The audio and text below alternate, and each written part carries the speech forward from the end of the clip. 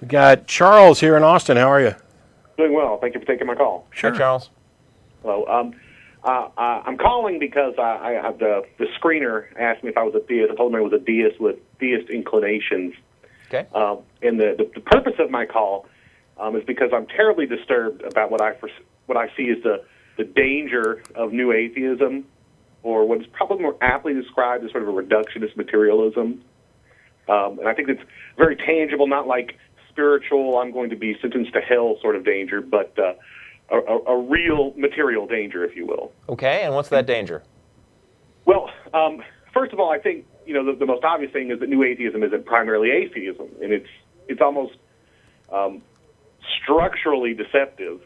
I think atheism in and of itself is sort of vacuous. I mean, it doesn't really propose anything like you guys often claim. Sure. But there's something interesting that when you say, will you please tell me what the your belief is, or based on the reasons or your proof that God exists, because we're really a refutation of an ideology rather than an ideology in and of itself. That really presumes to have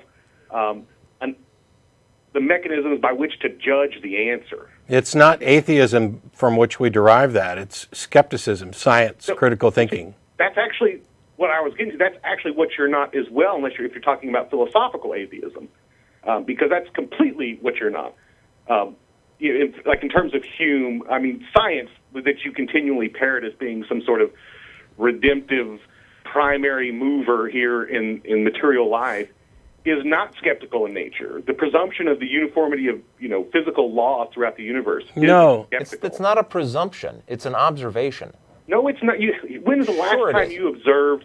No, from what he's talking about, being on this planet. No. It's a practical assumption. It is a practical necessity. But it is not skeptical. Science is the godfather of skepticism. Okay, I am a Hume follower. My point is, if such a thing made any sense, my point is that science, well, I don't want to get caught in equivocation here, as it is done, is applied skepticism. No, you're using the word in a different sense, in a very modern, loose sense. Yes, because I don't live in the 12th century. But not the sort of rigorous skepticism that most people assume you're talking about. It absolutely is. Hume was not proposing incredulity. Hume, I'm sure you're familiar with the induction fallacy. Excuse me. I'm sure you two guys would love to have a long philosophical debate about this, but you called the show to say there was a danger. And I asked you what that danger is. Okay. Tell me what the danger is. The danger is that reductionist materialism seeks to deprive us of the mechanisms by which we would defend ourselves from certain pseudo-modern horrors that maybe Ray Kurzweil or other reductionist materialism would like to perpetrate on humanity, like uploading the entirety of the human race into some massive computer because humans are really reducible to physical structures. And those are dangerous assumptions. Why is it dangerous? Why is an idea dangerous? I mean, he's not. It's not show me a guy who's certainty. Any idea can be forced on people, and then you can call that activity of forcing that idea on someone dangerous. But the idea of dangerous, or is it not dangerous? It's not true. Okay, how's that? That's not what I said. I said, is it dangerous? Well, are you saying that uploading consciousnesses would work? Would it work? I have no clue. Well, if it works, then isn't the underlying premise true? I think that's going to be nearly impossible to determine, and that brings us. Well, no. Hold on now. You're talking about this horror. Which is about the nature of reality. You got to let Jeff talk. I know you can't hear him. He's trying to ask questions directly. You called in to tell us that we're dangerous, okay? And now we get a chance to defend ourselves. Okay. Now, if your example of a horror that you think is led to by reductionism, yes, was uploading consciousness into a computer as if human beings were it could be boiled down to just material forces, right? Correct. And I'm asking you, do you think it would work? Because if you do think it would work, then the assumption that we are physical is true. If you don't think it would work, then the assumption that we're physical is not true, and you win. So either way, where's the horror? Where's the horror? Either it's true or it's not. Nobody's going to get uploaded if it won't work. Correct. I have the intuition. I mean, it's impossible to say at this juncture, but I have the intuition that it is not possible. Well, in any case, where's the horror? If it won't work, then where's the horror? Where's the horror? Yeah. Where's the horror in essentially convincing humanity that, I mean, I assume you're familiar with Ray Kurzweil and singularity? Yes, in fact, I agree with him. Okay, I assume that because you're a reductionist. Okay. Well, did you assume that I agree with him? Sorry? Never mind, keep going. I'm having a little trouble distinguishing between the two voices. I'm sorry. Are you watching the show? I'm sorry? Are you not watching the show? Yes, but there is a delay, and it makes it a little tricky. All right. Please. Go ahead. Trying to find out where this horror is that you think that there's a danger of our position leading to. Well, if it's wrong, is it good to suppose that uploading Grandpa onto a computer is harmless? If it's wrong, I mean, if it's not true that it could be done, then that idea will last only until it is discovered. Hey, this doesn't work, and then the idea is finished. I think we might be structurally prevented from that discovery. I mean, how would you know? Then there can't be a horror. But if there's no uploading because we can't get it to work, then there's no uploading. Where's the horror? No. You misunderstand me. I don't think the uploading is possible. You're just turned off by the idea. That's supposed to be uploaded is possible. Well, okay. Well, scientists are not going to be uploading anybody if they can't. No, right? Right? I think you're misunderstanding me. I'm sorry. Okay, try again. I think what I'm saying is I don't think the creation of this structure that would, let's say we have this human-level intelligence that's recreated with the same memories, the same structure, the same capacities. Yeah. I don't think that's sufficient to say that person was uploaded. I mean, I think it's conceivable to me that you could create. So the horror is, let me see if this is correct. Tell me if I'm wrong here, right? What you find horrifying is the idea that a human being's mind could be exactly duplicated, and you personally would be creeped out by that because you have an a priori assumption that that's not how our consciousnesses work. Therefore, you'd be creeped out by that copy of Grandpa. I don't find that the process itself to be disturbing. I find the assumption that, as Ray Kurzweil says, that it will be us, that this future sort of... Right. That's what he just said. Right. That's exactly what I just said. Okay, you have an a priori assumption that can't be us. And so if they make a thing that seems to be... I have a priori suspicion.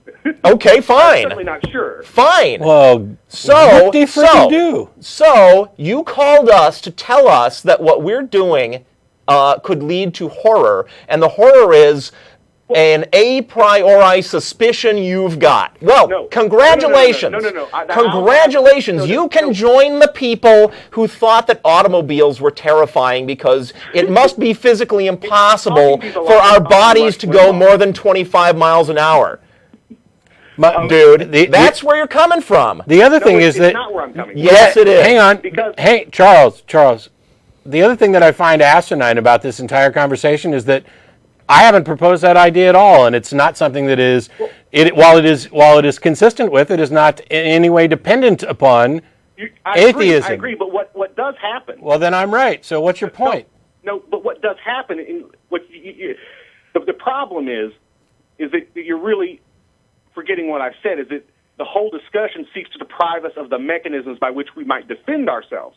And let me take Michael Shermer as an example. What are you defending yourself against? See, that's the thing. The only horror you've mentioned is the horror you're going to feel because of a suspicion you have. That's it. You want to be defended from that? Go ahead and believe whatever you want, dude. Nobody's telling you can't continue to believe that our bodies are animated by spooks. You want, you scream it at me? Dude, can I make my point? I'm sorry. You're saying that we're running the risk of depriving you of the ability to defend yourself against challenges to your notion that our bodies are animated by spiritual spooks. That's the straw man argument you're presenting. Explain it then. Explain where you're really coming from. I'm sorry? Explain where you're really coming from then. I'm afraid in this pseudo-modern generation, and the modernists being those living in the time of social Darwinism, and sort of this resurgence in faith on both sides, in scientism, are going to commit the same things that would naturally follow once you have the presumption that humans are merely structure, and it becomes. You're wrong. Follows no, matters no, little stop, Charles. Stop, Charles, stop. Please demonstrate that it naturally follows from the idea that humans are merely material what you can do. How do you get from that is to the ought? Okay, then if I reproduce the material the structures, I reproduce the person. Charles, don't do an okay. I asked a question. I'm answering your question. All right. How do you get from the is to the ought? I'm sorry, I did not hear the last part. How do you get from the is to the ought? No, it's not the ought. Yes, you are. You're saying it's a necessary conclusion from it. No. See, here's what you're saying. I'm saying is that it's the argument is that there is no difference. So there isn't an ought. It doesn't matter. No, the argument is not that there is no difference. Nobody. Charles. Well, I'd be happy to defend the transhumanist position since I'm a transhumanist. I'd be happy to defend that. That's what he's going after. Though it's just not true, Charles. Not all atheists are. Charles, may we speak on our own show, please? I think you're having no problem speaking. Charles, go ahead. It is not true that all atheists are transhumanists. I'm one. I didn't say they were. I said reductionists generally are. I started out by saying Charles, you're not primarily atheist. You are free to continue to believe that there's something else going on besides the physical. There's something else going on. Would you please stop interrupting me, or we're going to hang up on you? Okay, go ahead. All right. You are free to continue to believe that there's something else going on besides the physical function of our brains. You're going to remain free to believe that. Why would you not? What are you afraid is going to happen? I'm sorry. Are you asking me now? I'm asking. Yes, I'm asking. Ask you a question. What are you afraid is going to happen? It's not about what I'm afraid is going to happen as a direct result of that. I mean, I think you're really misunderstanding me. What I'm saying is that once you deprive me of the mechanisms to defend against that, like things like mind, love, non-material things that people generally take for granted. May I? Excuse me. Just to correct you for a second.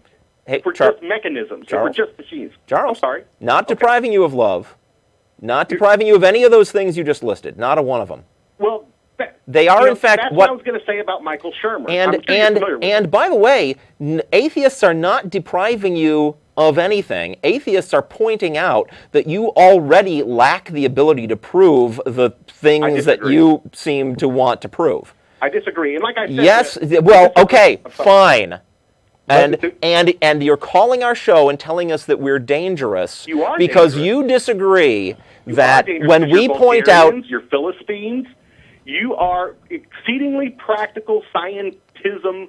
No, not scientism. Answers. Scientism. You don't get to just make up words in order to knock down straw May I ask? I just want to verify. Has this caller insulted us enough?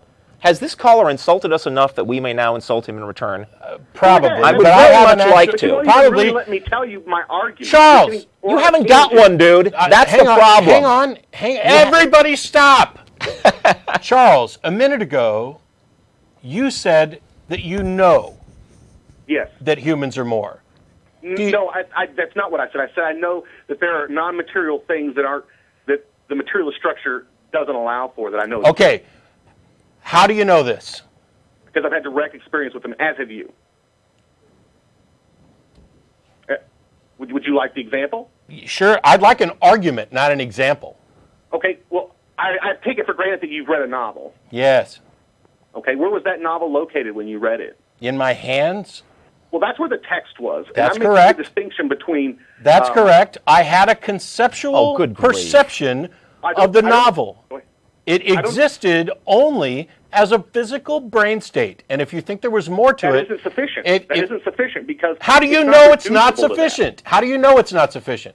Because it doesn't take into account the two different minds that are involved in the ultimate fruition of the novel. To say that it's a brain state for you isn't sufficient to take into account that brain which created it, that mind. Which the brain that created it, brain that created it has one conception of the novel, and the guy that reads it has a different conception of the novel. No, and that's inaccurate. That's really a rudimentary, insufficient understanding of it. Really? Because the object itself is not reducible. It's not an object. It's Let me say this: tree, Matt Dillahunty, tree. What just happened?